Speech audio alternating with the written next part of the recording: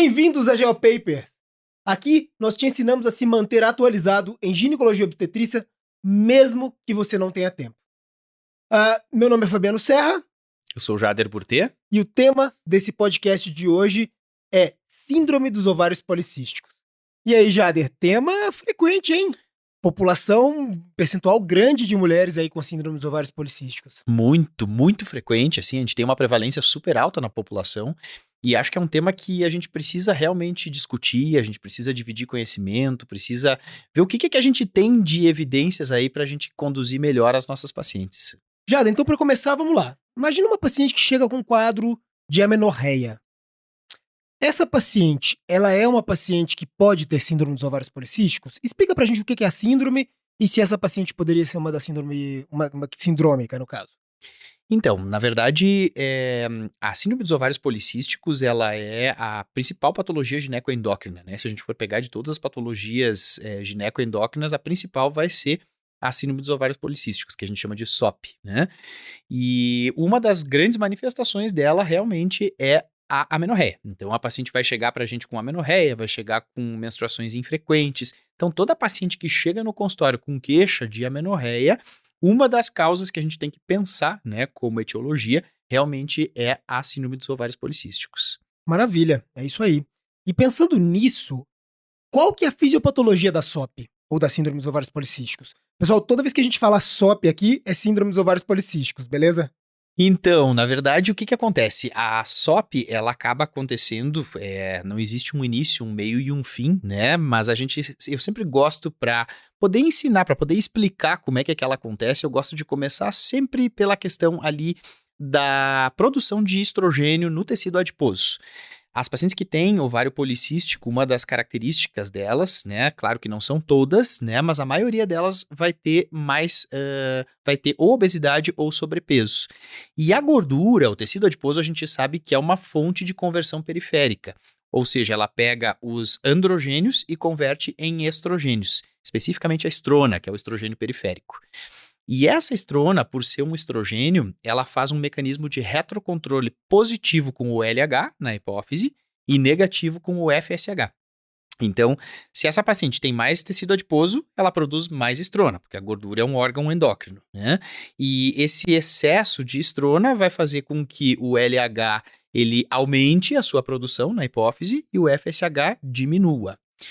Consequentemente, o que vai acontecer? Esse excesso de LH vai estimular a uma maior produção de androgênios no ovário, porque o LH estimula a produção de colesterol em androgênios, especificamente a androstenediona e a testosterona, né, que são os androgênios ovarianos. E esses androgênios, eles não conseguem passar para a camada mais interna do folículo, que são as células da granulosa, para serem convertidos em estrogênios. Justamente porque essa conversão de androgênios em estrogênios acontece pelo FSH, e o FSH está baixo. Então, o ovário dessa paciente começa a ser uma fonte de hormônio masculino, de androgênios. Então, ele começa a ser um ambiente hiperandrogênico, começa a produzir cada vez mais androstenediona e testosterona, e quanto mais androgênio ela produz, né, mais vai converter na periferia em estrona. Então, vai fazendo esse ciclo vicioso. Então, a topografia, né, que fica superprodutora de hormônio masculino, na verdade, é o ovário. Então, a síndrome dos ovários policísticos, a SOP, ela acontece por um hiperandrogenismo ovariano. Perfeito, sensacional a explicação, adorei mesmo. Agora, e qual que é o papel da insulina nesse caso? A gente sabe que a insulina tem um papel muito importante na SOP, na síndrome dos ovários policísticos. Qual que seria o papel da insulina nesses casos? Então, o que vai acontecer, né? A paciente que tem SOP, algumas das pacientes que têm SOP, elas começam a ter aí um desenvolvimento de resistência à insulina, né? E quando tem resistência à insulina, elas começam a ficar hiperinsulinêmicas. Então, realmente, a gente tem algumas pacientes aí que acabam ficando hiperinsulinêmicas. O que a gente sabe? A gente sabe que a insulina, ela acaba tendo uma ação sinérgica com a ação do LH. Porque o LH é aquele hormônio que estimula a produção do colesterol em androgênios, lá naquela célula mais externa do folículo, que é a célula da teca. E se ela também tem essa produção maior de insulina, se ela está hiperinsulinêmica, esse excesso de insulina vai agir sinergicamente com o LH na célula da teca estimulando a produção de mais androgênios. Então é mais um fator fisiopatológico, né, que converge para que ela seja hiperandrogênica, justamente o excesso de insulina, né, agindo sinergicamente com o LH. E, consequentemente, essa paciente vai começar a ter todas as consequências metabólicas, né, em função da hiperinsulinemia, que a gente sabe que também acaba sendo aí um outro fator que está super associado aí com a SOP. Perfeito, perfeito. E muito hoje se fala na SHBG, né, na proteína circulante, e essa proteína, na verdade, a gente sabe que ela tem uma produção hepática e que ela tem uma alteração nas pacientes que têm síndrome dos ovários policísticos. Como é que está a SHBG nessas pacientes e o que que acontece para ter essa alteração? A SHBG, na verdade, é aquela proteína hepática carreadora dos esteroides sexuais, né? Então, ela é uma proteína produzida pelo fígado e qual é a função biológica dela? Ela se liga na testosterona e quando ela se liga na testosterona, ela torna a molécula de testosterona biologicamente inativa, né? Então, aquela que vai ter atividade biológica vai ser a testosterona livre. As pacientes que têm SOP, por ser hiperinsulinêmicas, elas costumam ter aí uma diminuição. O excesso de insulina diminui a produção hepática de SHBG. É uma das coisas que acaba acontecendo, né? Então, quanto mais insulina ela tem, menos o fígado produz SHBG. E se o fígado começa a produzir menos SHBG, o que que acontece? Sobra mais testosterona Esteroide livre. livre, que é aquela que é biologicamente ativa.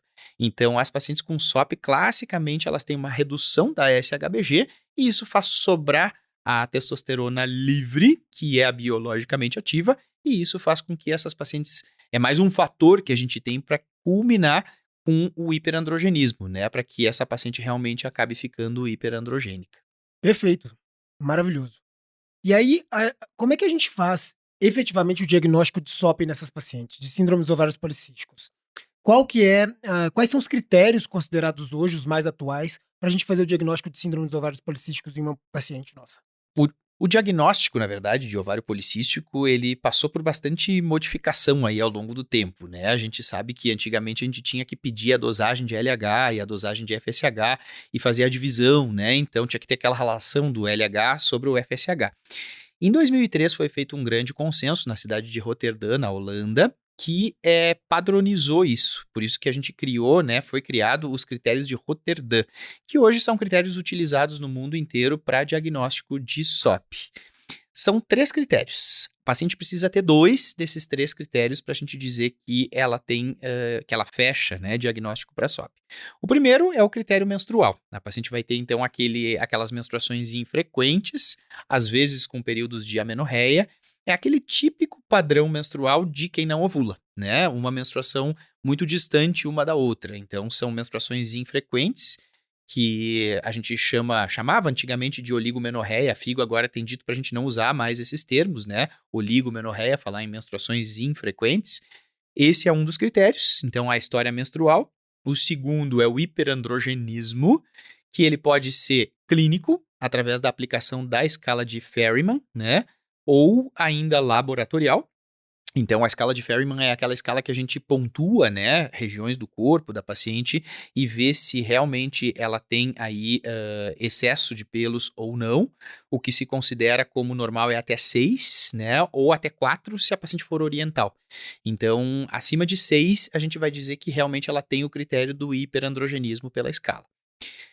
Esse é o segundo, né? E o terceiro é que vai ser o critério ultrassonográfico. O critério ultrassonográfico, então, que antigamente também se acreditava que ele era imprescindível, que ele era necessário, né? Aquele critério de você olhar o ovário e ver que ele é polimicrocístico no ultrassom transvaginal, ele é um dos critérios, mas ele não é imprescindível. Se a paciente, por exemplo, tiver, então, o padrão menstrual de amenorreia, de menstruações infrequentes, mais o hiperandrogenismo, a gente não precisa desse terceiro critério para fechar diagnóstico. Basta 2 dos 3 critérios para a gente dizer que realmente ela se enquadra aí, né, no ovário policístico.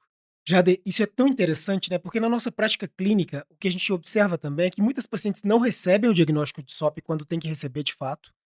E do outro lado, a gente tem pacientes que recebem diagnóstico de SOP e não têm SOP, né? Principalmente quando elas começaram a passar com ginecologista lá na adolescência e ela já tinha um ovário que era cheio de folículos, que é esperado para uma adolescente, né? E às vezes o simples fato de ter vários folículos ali na adolescência, os médicos já taxavam aquela mulher como com síndrome dos ovários policísticos, quando na prática a gente sabe que não é. E essa mulher passa uma vida achando que tem síndrome dos ovários policísticos sem fechar diagnóstico. Eu vou te falar isso porque isso chega bastante no consultório mesmo, Muito. e a gente tem que desmistificar e falar: "Você não tem SOP, você não tem síndrome", É. pelo menos no momento não tem nada, né. Será que você era gordinha na época, né, estava com sobrepeso e agora você emagreceu e melhorou? Pode ser, né, a gente não sabe esses detalhes, mas a maioria das pacientes não, era normal, manteve o mesmo peso, não teve ganho de peso, não teve nada, nem perda de peso, e É. elas vinham com esse diagnóstico.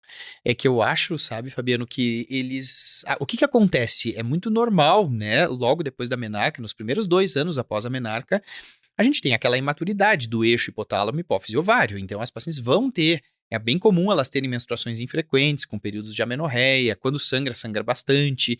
Isso é por imaturidade do eixo, né? Que elas vão acabar sendo anovulatórias. E aí já se taxava essas pacientes como tendo SOP muito cedo, assim, logo no primeiro ano pós-menarca.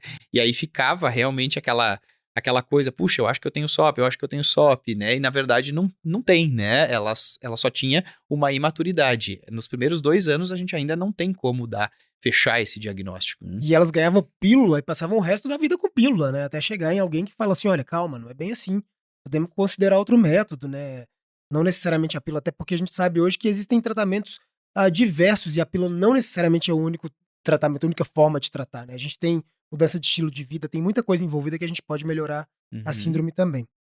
Ah, considerando isso, Jader, eh, a gente sabe que tem fenótipos diferentes, a síndrome dos ovários policísticos. Pensando nesses diferentes fenótipos, o que a gente tem de mais comum e quais que são os fenótipos diferentes que a gente pode encontrar dentre as várias mulheres que a gente atende ou pode atender? Então, os fenótipos de SOP, na verdade, eles são uma classificação, né, em fenótipo A, B, C e D, que acaba sendo uma classificação mais do ponto de vista clínico, assim, né, mas que às vezes, do ponto de vista de tratamento, não acaba surtindo, assim, muito efeito pra gente. Mas do ponto de vista conceitual, o fenótipo tipo A é aquela paciente que tem tudo, que tem os 3 critérios, né, então o tipo A é aquela que vai ter a menstruação infrequente, é aquela que vai ter hiperandrogenismo e que vai ter o ovário polimicrocístico no ultrassom. Então ela tem 3 dos 3 critérios. Esse é o fenótipo tipo A. O fenótipo tipo B é o mais comum da gente ver no dia a dia. O fenótipo tipo B é aquela paciente que tem menstruações infrequentes, então tem o padrão menstrual de anovulação e tem hiperandrogenismo. E não tem o critério ultrassonográfico, certo? E essa é aquele fenótipo, é aquele tipo de paciente que às vezes é difícil da gente tentar explicar, né? Porque às vezes as pessoas dizem, não, mas então eu não tenho, porque o meu ultrassom tá normal. Não, você tem porque tem 2 dos 3 critérios. Não tem o critério. Às vezes a gente tem essa coisa do critério muito objetivo, né? Da matemática, de não tem que aparecer no ultrassom. Não, não é imprescindível. O ultrassom tá normal, mas tem hiperandrogenismo e tem também a alteração menstrual. Aí a gente vai dizer que é um fenótipo tipo B, né? É muito importante, né, Fabiano, a gente lembrar que, obviamente, antes da gente dar o diagnóstico para paciente, a gente sempre tem que excluir outras causas, né, de amenorreia e de hiperandrogenismo. Então é importante a gente excluir sempre hiperprolactinemia, hipotireoidismo e hiperplasia adrenal congênita na forma tardia, né, que também pode ser um diagnóstico diferencial. Excluindo e ela tendo aqueles 2 de 3 critérios, eu vou dar o diagnóstico de SOP. Menos comum é o fenótipo tipo C. O fenótipo tipo C é aquela paciente que vai ciclar normalmente. Ela vai ter ciclos normais, então ela menstrua a cada 30 dias, a cada 28 dias, mas ela tem hiperandrogenismo e tem o critério ultrassonográfico. Esse vai ser o fenótipo tipo C. E o fenótipo tipo D é aquela paciente que tem aquele ciclo irregular, aquele padrão típico de anovulação, tem o ultrassom alterado, mas que não tem hiperandrogenismo. Esse vai ser o fenótipo tipo D, aquela que não tem nada de hiperandrogenismo, mas tem o critério de padrão menstrual alterado e tem o critério ultrassonográfico. Super bacana. Esse negócio de fenótipo confunde muito a cabeça das pessoas, né. O mais importante é saber, tem ou não tem síndrome dos ovários policísticos, né. Na verdade essa classificação ela veio também, só para dividir as pessoas em grupos, mas que na prática clínica não vai mudar muita coisa pra gente, né, Não vai Jader? mudar muita coisa, exatamente. Tendo em vista esses fenótipos ou até o diagnóstico de síndrome dos ovários policísticos, ah, existem exames que a gente tem que solicitar para essa paciente quando a gente suspeita, né? A gente pode ter o critério clínico ali, que a gente já fecha o diagnóstico de cara. Muitas vezes a gente vai ter que complementar com a ultrassonografia, mas existem exames de sangue também que a gente pode considerar para descartar outras causas também, né? De Uhum. hiperandrogenismo, de alterações menstruais, etc. Quais exames seriam esses? Isso é muito importante, assim, porque isso tem se falado bastante atualmente, que a gente precisa sempre excluir outras causas. Então, às vezes a paciente tem 2 dos 3 critérios e a gente pensa: "Não, tem tudo para ser uma paciente com SOP", né. Vou dar um exemplo, uma paciente de 20 anos, né, que teve sua menarca aos 14 e que ela diz que menstrua a cada 3 meses, a cada 4 meses, ela tem acne, se queixa bastante de acne, se queixa de hirsutismo. Bom, já deu 2 dos 3 critérios, né, ela tem alteração menstrual e ela tem hirsutismo, então ela tem o critério do hiperandrogenismo.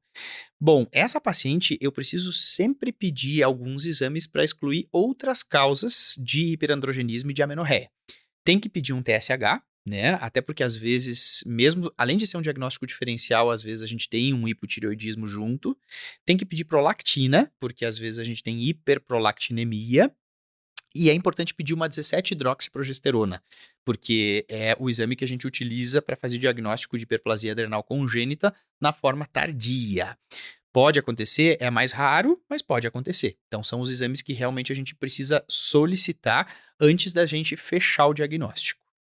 Tá, mas e não pode ser, por exemplo, um tumor produtor de androgênios? Geralmente, quando a gente tem um tumor produtor de androgênios, que é uma coisa bem mais rara, é diferente a forma de apresentação, né, a paciente geralmente ela vai virilizar muito rápido, né, e é uma coisa muito pronunciada, assim, então é aquela paciente que vai ficar hirsuta muito rápido, de um tempo, que ela sabe dizer pra gente: "Olha, de 2 meses pra cá ou de 1 mês pra cá eu comecei a ter bastante pelo", aí sim a gente tem que ver, se não é um tumor produtor de androgênios, né, então aí é importante a gente pedir androgênios, né, e até pensar em androgênios adrenais, né, deidroepiandrosterona e o sulfato, de deidroepiandrosterona, a gente tem que pensar também como outro diagnóstico.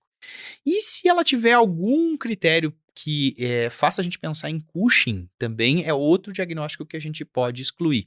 Mas claro, aí a gente vai analisar essa paciente, vai ver se ela tem outros comemorativos clínicos para que a gente pense em Cushing, por exemplo. O que realmente é fundamental é excluir hipotireoidismo, hiperprolactinemia e hiperplasia adrenal congênita. Perfeito, perfeito. Então, fizemos os exames, por exemplo, numa paciente e a gente realmente confirmou o diagnóstico de síndrome dos ovários policísticos. Toda paciente que tem esse diagnóstico, ela vai precisar de tratamento ou existe alguma outra opção? Então, o ovário policístico, a SOP, na verdade, é uma condição que aumenta riscos futuros para essa paciente. Então, imagina assim, o que acontece com o endométrio dessa paciente, por exemplo? Se ela está sem menstruar, ela não está ovulando, ela não menstrua porque ela não ovula, né? É uma paciente cronicamente anovuladora. Então, essa paciente não tem a segunda fase do ciclo menstrual. Esse endométrio, ele tá o tempo inteiro sendo estimulado pelo estrogênio. Então ele tá proliferando, proliferando, proliferando, proliferando. E nunca tem a progesterona para proteger esse endométrio, porque se ela não ovula, não tem corpo lúteo, não tem de onde vir a progesterona. O que vai acontecer? Esse endométrio sendo cronicamente estimulado pelo estrogênio, vai chegar uma hora que ele vai poder fazer uma hiperplasia, vai fazer uma hiperplasia e no futuro pode inclusive acabar evoluindo para um câncer de endométrio. Então, a SOP é um fator de risco importante, a anovulação crônica durante o menacme é um fator de risco importante para o câncer de endométrio. Por isso que a gente precisa instituir o tratamento, porque realmente a gente precisa proteger essa paciente de consequências futuras. E fora toda a questão metabólica, né, que essa paciente também está em risco, a questão dos riscos obstétricos depois, a gente sabe que quem tem SOP tem mais chance de abortamento, tem mais chance de diabetes gestacional, né? Então é importante a gente oferecer para essa paciente o tratamento e pensando realmente no futuro, né, nos riscos futuros a que ela pode estar submetida. Perfeito, perfeito. E aí, pensando nesse cenário, qual que seria o tratamento para essas mulheres? Qual que é o tratamento da síndrome dos ovários policísticos? Na verdade, a gente tem que pensar sempre em vários pilares, né? O primeiro pilar, que eu sempre digo que é fundamental, é a questão de hábito de vida, né? A gente precisa realmente é pensar em hábito de vida saudável. Essas pacientes, elas têm que manter o peso, né? É importante a gente, às vezes a gente esquece um pouco disso na prática, né? De explicar que dieta, atividade física, hábito de vida saudável é tratamento médico, né? Então, muitas pacientes voltam a ciclar normalmente depois que elas perdem peso, né? E às vezes ela para de ter, né, os sintomas de SOP simplesmente por estar com o peso adequado.